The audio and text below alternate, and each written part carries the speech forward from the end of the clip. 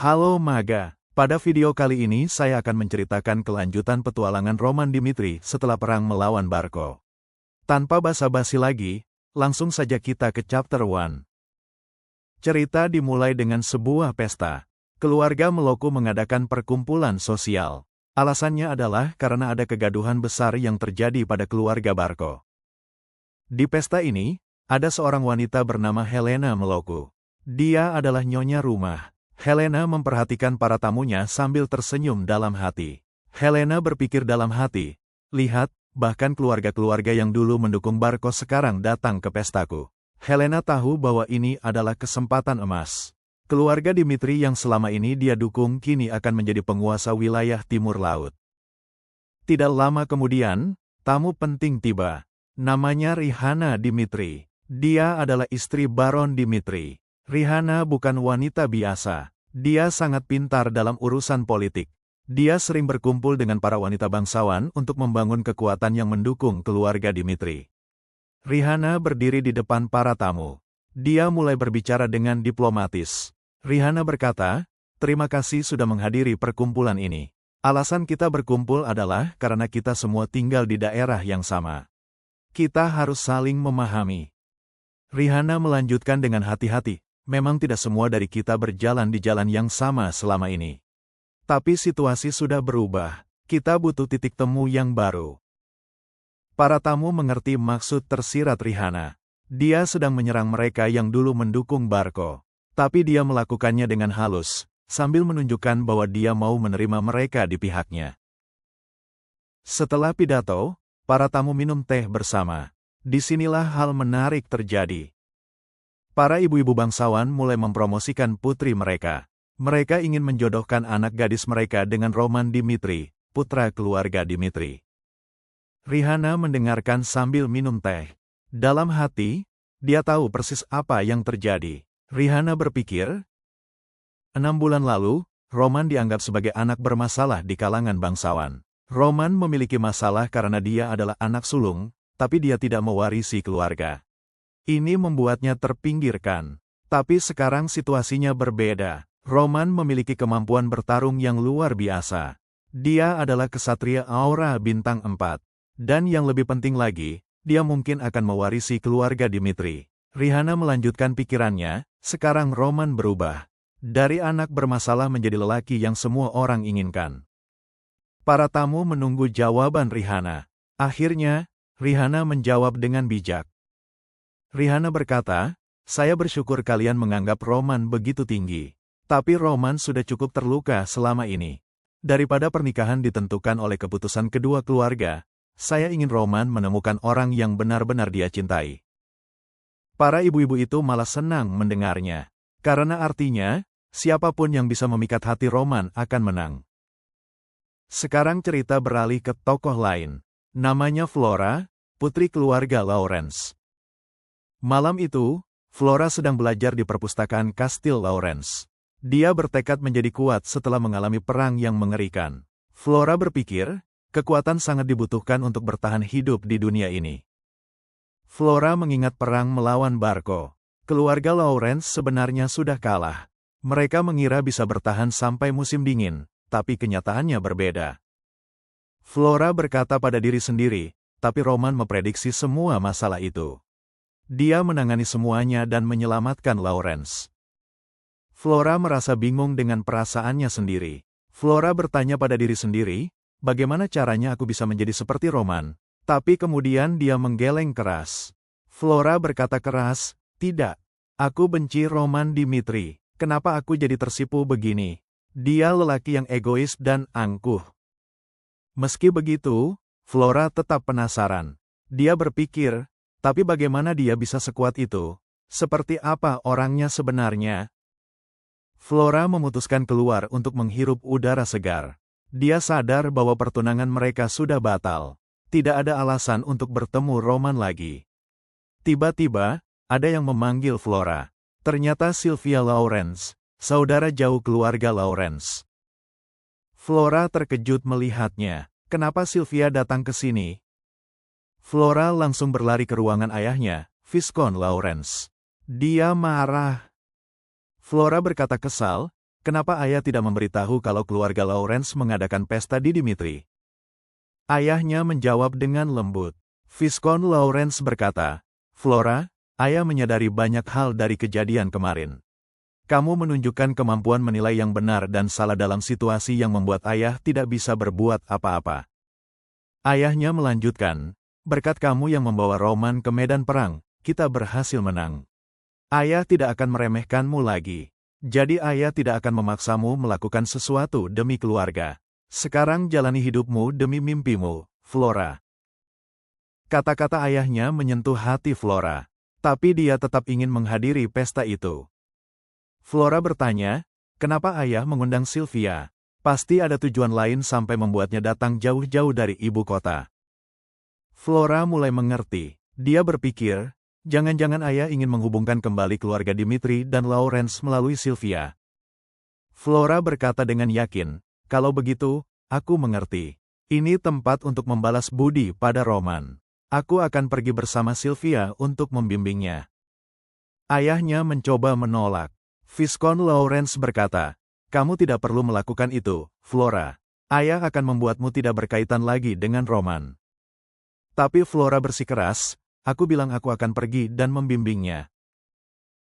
Sekarang cerita beralih ke tempat yang jauh berbeda. Di kuil Valhalla cabang Kairo, ada seorang pendeta bernama Wilas. Wilas bertugas mengevaluasi peringkat para kesatria. Dia sedang membaca laporan yang mengejutkan. Laporan itu berbunyi, putra bangsawan dari wilayah terpencil, umur 25 tahun, membunuh kesatria aura bintang 4 dalam satu serangan. Wilas terkejut. Dia berkata pada diri sendiri, ini terdengar mustahil. Tapi kalau ini bukan rumor palsu, maka keajaiban luar biasa baru saja terlahir. Wilas memutuskan, aku harus memastikan ini sendiri.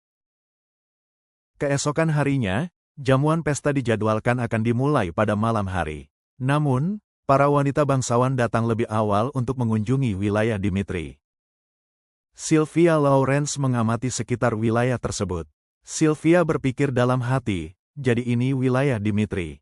Benar-benar tempat yang suram seperti yang dirumorkan. Sylvia berkeliling sambil memimpin para wanita bangsawan lainnya. Sylvia berkomentar, wah, ini bongkahan besi. Sudah kuduga, soalnya ini wilayah tambang. Entah bagaimana cara seseorang menjalani hidup di tempat seperti ini. Bahkan orang biasa di ibu kota juga mempedulikan estetika. Sudah kutebak kalau Dimitri jauh dari kata berkelas. Flora mendengarkan ocehan Sylvia. Flora tahu bahwa ayah Sylvia adalah adik ayahnya. Sylvia tinggal di ibu kota sebagai pedagang. Dibandingkan ibu kota, sudah jelas kalau wilayah Lawrence dan Dimitri adalah wilayah terpencil. Terlihat rombongan penambang sedang berjalan pulang. Mereka melewati para wanita bangsawan tersebut. Di antara para wanita bangsawan, ada yang mengeluh. Salah satu wanita berkata, astaga, gaunku yang indah akan jadi kotor. Para penambang berjalan sangat santai di jalanan. Karena ini Dimitri itu merepotkan. Lalu terlihat Roman juga ada di rombongan penambang tersebut. Flora menyadari keberadaan Roman. Kemudian terlihat Hans yang berlari menghampiri Roman. Hans berkata dengan panik, astaga, Tuan Muda. Saya memang tidak bisa menghentikan Anda untuk pergi menambang, tapi bisakah Anda memperhatikan diri Anda ketika menambang? Hans melanjutkan sambil menunjukkan sapu tangannya, coba lihat ini. Saya baru membersihkan sedikit tapi sapu tangannya sudah sekotor ini. Setiap hari Anda selalu bermandikan debu seperti ini. Saya benar-benar tidak bisa berkata-kata lagi. Para wanita bangsawan itu matanya berbinar mengetahui kalau itu adalah Roman Dimitri. Sylvia mengajak para wanita untuk menyapa Roman bersama-sama. Sylvia berkata, halo Tuan Roman, nama saya Sylvia dari keluarga Lawrence. Terima kasih sudah membantu keluargaku. Sesuai yang dirumorkan, kamu benar-benar orang yang hebat. Roman merespon dengan cuek. Roman berkata singkat, oh iya. Roman kemudian berkata kepada Hans, mari kita pergi Hans. Flora tertawa melihat itu. Flora berpikir, dia benar-benar orang yang tidak pedulian. Hans yang mengikuti Roman mengatakan, Tuan Muda, Anda masih harus menghadiri jamuan pesta. Tidak bisakah Anda istirahat sebentar? Roman mengatakan, Aku akan bersama dengan mereka yang layak saja, tapi mereka menghina pekerjaan tambang Dimitri. Hans bertanya, sampai kapan Anda akan bekerja di tambang? Penguasa memang tidak mengatakan apapun, tapi Anda sudah melakukan ini selama berhari-hari. Roman menjawab dengan tegas, akar keluarga Dimitri adalah penempa, terlebih lagi ini tambang besi. Biji besi ditambang penambang dengan seluruh tenaga mereka. Kemudian dilelehkan untuk menjadikannya sebagai besi. Ini adalah dasar keluarga Dimitri. Roman melanjutkan, kata-kata saja tidak akan bekerja pada orang-orang di wilayah ini. Aku harus mengalami dan mendapatkan tekanan yang sama. Roman meninggalkan Hans setelah mengatakan itu. Hans terharu. Hans berpikir dalam hati, sejak kapan Anda tumbuh dewasa seperti ini Tuan Muda? Sementara itu di lapangan latihan Dimitri, terlihat Chris sedang melatih para prajurit. Pengalaman perang melawan Barco membangkitkan kesetiaan mereka. Roman mengajarkan latihan dasar pengerahan mana untuk prajuritnya yang ikut bertempur dalam medan perang. Roman mengajarkan teknik aura dan pedang aura. Ini sesuatu yang bisa disebut harta berharga, karena dapat membuka kemungkinan seseorang menjadi pengguna aura. Roman sedang mengamati prajuritnya di pojokan. Roman berpikir, dengan ini aku sudah mempunyai pasukan, tapi ini masih kurang. Aku membutuhkan pasukan intelijen yang bisa menganalisa semua informasi tentang musuh. Masalahnya, untuk membentuk pasukan intelijen aku membutuhkan orang dan uang yang banyak. Tapi aku belum bisa memenuhi kedua itu. Kemudian Roman memanggil Chris. Chris menghampiri Roman. Roman menanyakan progres latihan prajurit. Chris menjawab, mereka semua benar-benar bersemangat dan cepat dalam mempelajari sesuatu. Saya rasa Anda bisa menantikan perkembangan mereka semua. Roman menyampaikan, aku akan mengajarimu teknik pedang yang baru. Garis awalmu sudah berbeda dari yang lain. Kau sudah mempunyai pijakan yang kokoh dari awal, itu membuatmu sulit menerima pemahaman yang baru. Roman melanjutkan, tapi kurasa kau sudah siap menerimanya sekarang. Nama teknik ini adalah Lightning Flash. Dulu orang yang menggunakan teknik ini disebut sebagai master terkuat di Murim. Sekarang giliran Chris yang mewarisi ini. Di malam harinya, waktunya pesta. Roman memasuki aula perjamuan. Roman langsung menarik perhatian para wanita. Para wanita menghampiri Roman dan mengucapkan, kenapa kamu langsung pergi begitu saja tadi pagi Tuan Roman? Setidaknya kami ingin bicara sebentar denganmu sebelum pesta. Roman menanggapi mereka dengan ramah. Roman berkata, aku baru menyelesaikan pekerjaan tadi pagi. Mohon dimengerti kalau aku ingin terlihat sedikit lebih layak. Para wanita menanggapi Roman dengan antusias. Kemudian Sylvia ikut berbicara. Sylvia berkata, aku benar-benar yakin kamu sehebat yang dirumorkan. Tidak disangka pewaris keluarga bangsawan bekerja langsung dengan penambang. Entah apa aku juga bisa berubah, kalau mempunyai orang sepertimu sebagai suamiku. Roman meresponnya. Roman berkata, kau terlalu memujiku Nona. Roman melanjutkan pesta dengan berbincang ke semua tamu di sana. Terlihat Roman sangat menikmatinya. Namun tidak lama kemudian, Roman menyendiri di balkon dan menghela nafas panjang. Lalu datang Flora dari belakang Roman. Flora mengatakan, apa kamu tahu kalau dirimu itu aktor yang hebat? Roman menjawab, itu sesuatu yang penting bagiku. Flora melanjutkan, itu sungguh mengejutkan, kupikir kamu tidak terlalu mempedulikan hubungan. Roman menanggapi, biasanya aku memang tidak peduli. Namun, ini pesta yang dihadiri orang tuaku dan para tamu sudah diundang. Ini berbeda dari arahku yang biasanya. Dan, pertemuan pertama kita juga seperti ini, jadi kurasa menyebutnya mengejutkan itu kurang benar. Flora merespon, kalau dipikir-pikir lagi, kurasa kamu ada benarnya. Waktu itu aku yang kurang ajar. Tapi kenapa kamu menambang? Kesampingkan soal menempa, tidak ada alasan untuk pewaris dikirim ke tambang. Roman menjawab, menurutmu, bagaimana Lawrence bisa sampai pada posisinya yang sekarang? Orang-orang beranggapan kalau Lawrence sampai pada posisinya yang sekarang karena tanah mereka yang subur dan sumber daya yang melimpah. Tapi Lawrence itu keluarga yang mencapai kesuksesan melalui bisnis. Mereka menjual atau menukar hasil produksinya dengan orang lain. Karena itu Lawrence berada pada posisinya yang sekarang. Itu juga menjelaskan adik Viscount Lawrence menjadi pedagang di ibu kota. Flora takjub. Flora menyadari dasar Lawrence yang baru Roman sadari beberapa hari yang lalu dengan begitu akurat. Flora bertanya, lalu, apa hubungannya itu dengan menambang? Roman menjawab, dasar Dimitri itu terletak pada tambang besi. Kalau bukan karena penambang yang menambang biji besi setiap hari, tidak mungkin Dimitri mencapai posisinya yang sekarang. Aku yakin dengan menghabiskan waktu di tambang besi akan membantuku memahami dan saling mengerti dengan mereka. Aku yakin itu adalah tugas dari seseorang yang mempunyai nama Dimitri. Roman berkata, aku sudah terlalu lama di sini, aku permisi dulu. Setelah Roman pergi, Flora merenungkan hidupnya. Flora berpikir, aku sudah mengambil keputusan. Rasanya seperti pikiranku yang masih kebingungan setelah perang sudah menjadi lebih jelas. Sudah kuduga, memang keputusan yang tepat untuk bertemu dengannya. Dan beberapa hari kemudian, Flora berangkat dari Lawrence ke ibu kota. Ini momen di mana bunga Lawrence meninggalkan rumah kaca untuk memasuki dunia luar.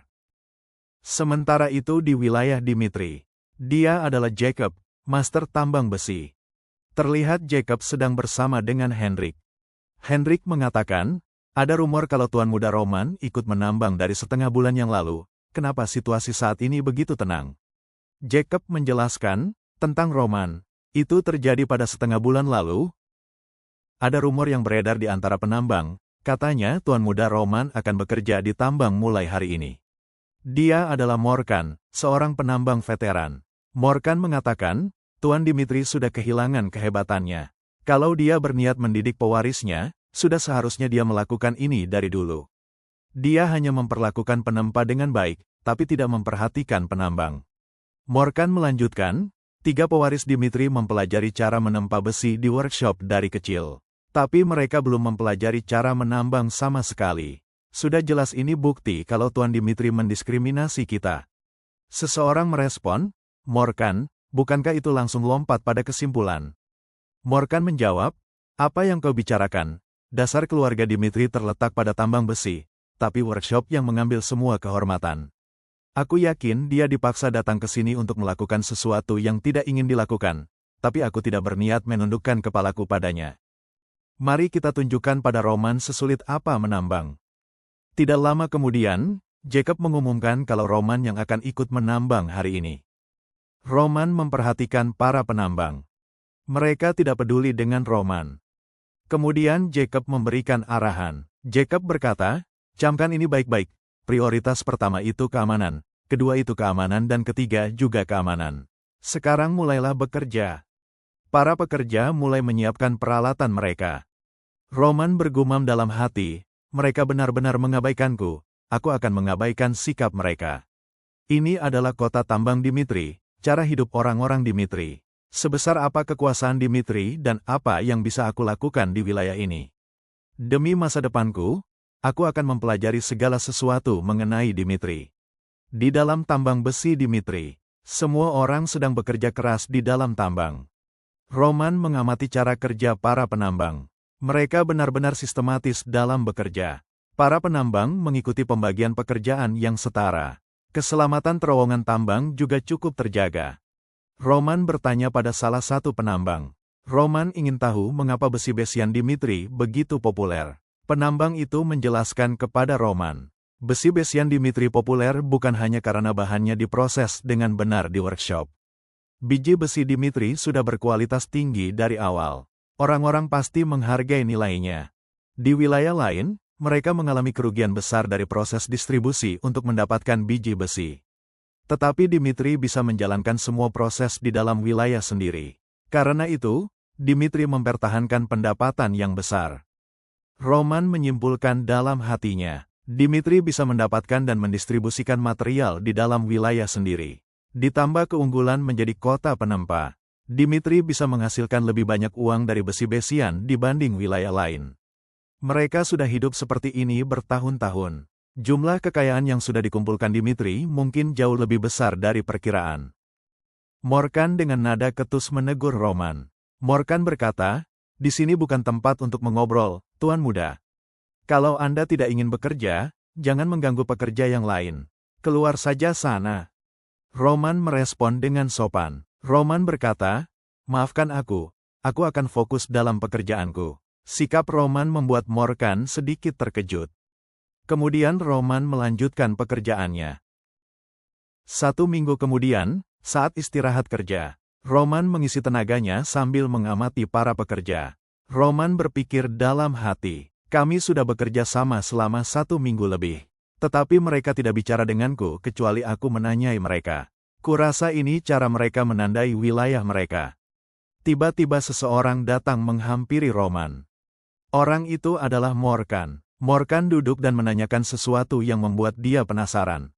Morgan berkata, saya sudah mengawasi Anda bekerja selama 1 minggu terakhir. Mulai muncul rasa penasaran dalam diri saya. Apa alasan Anda bekerja di tambang? Morgan sangat penasaran dalam hatinya. Bahkan Rodwell, putra bungsu yang paling dekat dengan posisi pewaris, tidak pernah menginjakkan kakinya di tambang besi. Sementara Roman datang ke sini dengan dalih latihan pewaris. Morgan berpikir, seharusnya Roman akan menambang tanpa semangat. Karena itu Morgan mengawasinya. Tetapi Roman malah bekerja lebih tekun dibanding penambang lain. Roman selalu memenuhi kuotanya. Morgan juga mendengar dari pekerja lain yang memiliki teman sebagai pelayan di kastil. Mereka berkata bahwa penguasa tidak pernah menyuruh tuan muda bekerja di tambang. Itu berarti Roman bekerja di sini secara sukarela. Kembali ke percakapan Roman dan Morgan. Roman menanyakan, ada jawaban yang ideal dan realistis. Yang mana yang mau kau dengar? Morgan menjawab, bisakah Anda memberitahu saya keduanya? Roman berkata, kalau begitu akan kuberitahu dulu jawaban yang ideal. Dimitri adalah kota tambang. Banyak penduduk Dimitri bekerja di tambang untuk menjalani hidup. Daripada harus belajar memahami penduduk Dimitri dari jauh, aku ingin mengalami sendiri kehidupan sehari-hari mereka. Morgan menanggapi, apa Anda memang harus melakukan itu? Roman menjawab, itu harus. Sebagai orang yang mengemban nama Dimitri, aku harus melakukan itu. Morgan yang mendengarnya tertegun. Morgan berpikir, itu sungguh jawaban yang ideal. Itu kata-kata yang ingin didengar penduduk dari penguasa mereka. Dan bangsawan ideal yang mereka dambakan. Roman melanjutkan, dan alasan realistisnya, aku bukan penguasa Dimitri. Bahkan jika Dimitri memiliki kekayaan yang luar biasa, semua itu milik ayahku. Itulah alasanku datang ke tambang besi. Demi menemukan tindakan yang bisa aku lakukan untuk Dimitri dan juga alasan untuk meminta bagianku. Morgan tertawa. Morgan berkata, hahaha, jadi itu alasan Anda. Alasannya adalah untuk meminta bagian dari kekayaan ayah Anda. Bahkan saya tidak pernah memikirkan itu. Saya pikir Anda datang ke sini hanya untuk pertarungan pewaris. Morgan berpikir dalam hati, tuan muda memilih datang ke tambang daripada workshop. Itu artinya dia menyadari pentingnya pekerjaan kami para penambang. Morgan berkata, kalau begitu, saya akan menjawab semua pertanyaan Anda. Morgan menjawab semua pertanyaan yang Roman berikan. Roman berhasil mendapatkan informasi yang mengejutkan dari Morgan. Morgan menjelaskan bahwa ukuran tambang besi Dimitri adalah yang terbesar di benua. Terutama wilayah yang tidak diketahui yang disebut sebagai ujung benua di belakang wilayah Dimitri. Di sana ada pegunungan tanpa batas. Kalau semua wilayah sampai sana dikembangkan, kekayaan yang bisa didapatkan Dimitri tidak akan ada batasnya. Morgan melanjutkan penjelasannya, sebenarnya ketika membandingkannya dengan luasnya Dimitri, produksi yang dihasilkan kurang bagus. Kecepatan menambang menurun karena situasi kerja yang berbahaya. Berkurangnya kecepatan mempengaruhi turunnya produksi. Tentu penguasa sudah memberikan dukungan untuk keselamatan kami. Tetapi menambang tetap berbahaya meski sudah menerima semua itu. Sering terjadi gempa di pegunungan timur laut. Mana mungkin manusia bisa menghentikan bencana? Tiba-tiba terjadi gempa di area tambang. Morgan menanyakan apa yang terjadi pada pekerja lain. Seorang pekerja menjelaskan, terowongan ke-8 runtuh, dan salah satu penambang kita terkubur. Tiba-tiba Roman mengatakan kalau dia akan masuk ke terowongan yang runtuh. Morgan yang khawatir akan terjadi gempa susulan mencoba menghentikan Roman. Roman dengan tegas berkata, sudah kubilkan padamu. Orang yang mengemban nama Dimitri memegang tanggung jawab yang harus dipenuhi. Aku akan segera kembali. Bersiap-siaplah untuk mengamankan orang yang terluka. Roman masuk ke dalam terowongan dengan cepat. Tidak lama kemudian, Roman berhasil membawa keluar pekerja yang terjebak. Roman memberikan pertolongan pertama pada luka korban. Roman berkata, aku sudah melakukan pertolongan pertama. Antarkan dia ke tempat dokter. Kalau dia membutuhkan potion untuk pengobatan, aku akan membayarnya. Dengan cepat mereka membawa korban ke dokter. Kemudian Roman berpesan pada semua orang. Roman berkata, kalian semua dengarkan aku. Kalian harus menerima kejadian hari ini sebagai takdir seorang penambang. Tidak peduli sejauh mana persiapan yang dilakukan, semua itu akan berakhir percuma di hadapan bencana alam. Namun, ada cara untuk mengatasinya meski itu sulit. Sebagai orang yang mengemban nama Dimitri, aku akan menyelesaikan kesulitan yang kalian hadapi. Menggunakan segala cara yang bisa aku lakukan. Mungkin itu tidak akan memakan waktu lama. Beberapa saat kemudian, Roman menghadap ayahnya. Ayah memarahi Roman. Ayah berkata, apa yang dipikirkan otakmu ketika melakukan tindakan yang berbahaya seperti itu? Tidak peduli jika dirimu itu kesatria aura, itu bencana alam yang tidak bisa kau lawan. Kau beruntung kali ini. Ayah melanjutkan, tapi gara-gara tindakan gegabahmu, aku hampir kehilangan anak. Aku tidak mengatakan ini hanya karena kau putra sulung Dimitri. Bahkan jika itu bukan kau, aku tidak akan pernah membiarkan seseorang merisikokan nyawa banyak orang demi satu orang. Roman menjawab, aku hanya melakukan yang harus dilakukan. Ayah membentak, Roman. Roman melanjutkan, aku tidak akan mengubah tindakanku meski bisa kembali ke masa lalu. Terjadi kecelakaan di tambang besi, tentunya sebagai orang yang menyandang nama Dimitri, aku sudah mengambil keputusan yang tepat. Ayah mengatakan, sebaiknya kau berhenti bekerja di tambang sekarang. Aku tidak pernah menyuruhmu untuk bekerja di sana, dan entah apa alasanmu mengambil keputusan untuk bekerja di tambang. Menurutku ada baiknya kau bekerja di workshop, dengan begitu kau tidak akan membuat ayahmu khawatir seperti ini. Lalu Roman menanggapi. Roman berkata, ayah, aku bekerja di tambang untuk lebih memahami Dimitri. Dimitri memang mempunyai nama baik berkat kemampuan dalam menempa. Tapi sebagian besar penduduk di sini bekerja di tambang untuk menghasilkan uang. Karena itu, sudah jelas aku harus bekerja di tambang, bukan di workshop. Ayah merasa kalau alasan itu masuk akal. Ayah bertanya, baiklah kalau begitu, apa yang sudah kau pelajari dengan bekerja di tambang? Roman menjawab, aku menyadari kesulitan yang dialami orang-orang. Aku tahu kalau ayah mempertimbangkan keselamatan pekerja, bahkan pekerja tambang begitu menghormatimu. Roman melanjutkan, tapi meski setelah semua usaha itu, risiko kecelakaan di tambang tidak bisa dihindari. Kau tidak tahu kapan akan terjadi gempa sampai membuat tambang runtuh. Asal ayah tahu, tambang itu tempat sering terjadi keruntuhan seperti kejadian pada hari ini. Baron mengatakan, bukan berarti aku tidak mengetahui itu, tapi seperti yang dikatakan. Kejadian seperti ini bukan sesuatu yang bisa dicegah meski dengan persiapan. Roman menyela, ada cara untuk mencegahnya, menggunakan artefak sihir. Ayah menanggapi, itu memang pilihan yang bagus untuk keselamatan di tambang, tapi kau pikir berapa harga artefak sihir? Demi melindungi seluruh tambang menggunakan artefak sihir, jumlah uang yang harus dikeluarkan akan sangat banyak. Roman menjawab, aku tahu itu, apalagi efek dari artefak Aerial Shield tidak selalu bekerja dengan baik.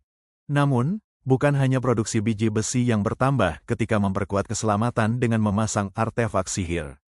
Tapi kita tidak perlu lagi membatasi pengembangan tambang yang belum dijelajahi, ini pengeluaran demi keuntungan yang lebih besar. Untuk memasang artefak sihir memang dibutuhkan biaya yang besar, tapi asalkan kau menghasilkan uang yang lebih banyak maka itu bukanlah kerugian. Roman mengusulkan, bagaimana kalau kita mendedikasikan kelompok khusus untuk masalah keselamatan supaya bisa mengurangi risiko, dan menggunakan sebagian dari keuntungan untuk menaikkan bayaran para penambang. Mendengar penjelasan itu membuat ayah bersemangat. Ayah berkata, kelihatannya kau sudah memperhitungkan semuanya, sebesar apa yang harus aku investasikan. Kau harus bersiap-siap kalau hasilnya nihil. Percakapan mereka selesai di sini. Kemudian terlihat Roman yang sedang menyusun rencana. Roman berpikir, di antara mereka yang tidak begitu kuat di dunia murim, terdapat dua kelompok yang terkenal dalam mengumpulkan informasi. Sekte Pengemis dan Sekte Hao. Roman melanjutkan dalam pikirannya, sekte pengemis mengumpulkan informasi lewat perbincangan orang ke orang yang didengar oleh anggota mereka. Sedangkan klan Hao melakukannya dengan mendengarkan langsung dari beberapa orang yang mereka jumpai dimanapun. Roman merenung, alasanku bekerja di tambang daripada di workshop adalah karena aku bisa mendengarkan langsung informasi terkait wilayah timur laut. Roman memutuskan, baiklah, Sekarang dengan uang dan tenaga kerja dari ayah, aku akan mendirikan pasukan intelijen klan Hao di dunia ini. Roman berpikir lagi, tapi masih kurang kalau hanya dengan ini. Kelompok informasi tidak boleh terbatas di timur laut saja. Sebagai tambahan, informasi di benua juga harus didapatkan. Roman menyimpulkan, sepertinya aku butuh orang yang bisa mengumpulkan informasi dari luar. Aku membutuhkan orang yang tepat demi memperluas koneksi Dimitri. Kurasa ada satu orang yang cocok untuk ini. Setelah itu cerita beralih. Setelah perang berakhir, prajurit mendengar berita yang luar biasa. Chris mengumumkan kalau dia akan mengajari cara menggunakan mana dan juga teknik pedang. Ini adalah hadiah yang diberikan Roman pada semua prajuritnya. Para prajurit yang mendengar itu tidak menyangka. Begitupun Lukas. Lukas berpikir, apa itu pikiran mana? Itu adalah susunan sistematis atau cara unit untuk mengendalikan mana. Jika itu bukan metode pasaran, maka itu bisa dianggap sebagai harta yang tidak bisa dinilai harganya. Lukas melanjutkan dalam pikirannya, seorang ayah bahkan tidak akan mengajari anaknya cara menggunakan mana. Ku yakin itu sesuatu yang bisa didapatkan dimanapun. Karena tidak peduli sesetia apa kami pada Tuan Muda Roman, kami belum mendapatkan kepercayaan yang cukup untuk menerima sesuatu seperti itu. Chris menjelaskan, nama metode ini adalah Ashura, entah bahasa dari negara mana. Tapi ini mengarah pada sosok mengerikan di medan perang dalam bahasa lain. Tidak lama kemudian, Lukas sangat terkejut. Lukas berpikir, ini tidak masuk akal, aku bisa merasakan mana. Aku hanya melakukan ini dalam beberapa hari, tapi rasanya semua indraku menjadi begitu sensitif.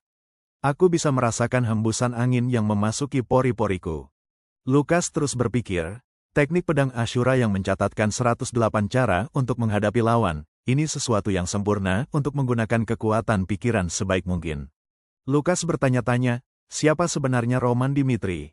Kalau aku dalam situasi yang membuat diriku saja yang memahami teknik Ashura, aku pasti akan menjadikannya sebagai rahasia keluarga, bukan diberikan pada prajurit. Dulu Lukas menghabiskan semua uangnya demi mempelajari mana. Dia menghabiskan seluruh hidupnya selama ini dalam keputusasaan. Karena itu, Lukas begitu bahagia sekarang. Kembali pada waktu sekarang, Lukas sedang dipanggil oleh Roman. Lukas menolak tugas mendirikan klan Hao yang diperintahkan Roman. Menurut Roman, penolakan tidak bisa diterima. Roman berpikir, tentara bayaran veteran dengan koneksi yang luas, mudah beradaptasi, dan mempunyai banyak pengalaman. Dia adalah orang yang tepat untuk misi ini. Lukas beralasan, kalau saya yang bertanggung jawab menjalankan serikat informasi, itu berarti saya harus meninggalkan Tuan Muda. Selama perang melawan Barco, saya bersumpah untuk mempersembahkan nyawa saya pada Anda Tuan Muda. Saya mohon jangan mengirim saya ke tempat lain. Roman tersenyum melihatnya. Roman berkata, aktingmu benar-benar hebat Lukas. Biar ku tanya satu hal padamu. Menurutmu, apa alasanku mengajari kalian semua teknik Ashura? Lukas menjawab, saya tidak tahu Tuan Muda. Roman menerangkan, aku memberikan hadiah atas kesetiaan kalian. Lukas, menurutmu aku orang seperti apa? Apa menurutmu aku akan melakukan segala sesuatu demi kesetiaan prajuritnya? Lukas terdiam. Roman melanjutkan, aku tidak mengharapkan kesetiaan tanpa dasar darimu. Ini hanya imbalan karena kau sudah mengikutiku ke medan perang dengan mempertaruhkan nyawamu. Roman bertanya, jadi, menurutmu apa yang akan aku berikan pada seseorang yang mempunyai kelayakan yang jauh lebih besar dari prajuritku? Lukas yang mendengar itu terkejut. Apa itu berarti ada sesuatu yang lebih hebat dari teknik Ashura? Dengan cepat Lukas menunduk. Lukas berkata, saya akan menjalankan perintah Anda. Saya akan mendirikan serikat informasi terbaik di benua. Roman sudah menduganya, Lukas adalah orang yang cepat tanggap dan logis. Roman berkata, kau memang orang yang tepat Lukas. Mulai sekarang, kau menjadi pemimpin serikat informasi klan Hao. Kemudian, di sore harinya, Roman pergi ke tambang. Para pekerja menyambutnya dengan semangat. Mereka berterima kasih pada Roman yang sudah meningkatkan tingkat keselamatan mereka. Dan seorang patua mengatakan, Tuan Muda, satu-satunya anak saya selamat berkat Anda. Kalau Tuan Muda membutuhkan kekuatan ke depannya, saya bersedia mempertaruhkan nyawa demi Anda. Roman menjawab, terima kasih, aku menantikan kerjasamamu. Mulai hari itu, Sentimen publik yang tadinya mengarah pada Dimitri berpindah pada Roman. Sesuatu seperti itu membuat Baron Romero cemas. Dan begitulah, Roman membuktikan bahwa dia bukan sekadar anak bangsawan yang manja. Dari chapter 42 hingga 46, kita menyaksikan Roman yang mulai membangun reputasi kepemimpinan sejati. Tapi ini baru langkah awal. Roman telah berjanji untuk mengatasi masalah keselamatan tambang. Pertanyaannya adalah, apakah dia mampu menepati janjinya? Dan yang lebih penting, bagaimana keputusan Baron untuk pewaris? Apakah Roman atau Rodwell yang akan terpilih? Like video ini jika kalian menikmati pembahasan kami, dan subscribe Manual Gabut untuk rekap terbaru setiap minggunya. Di episode selanjutnya, Roman akan menghadapi ujian yang lebih besar. Sampai bertemu lagi di Manual Gabut.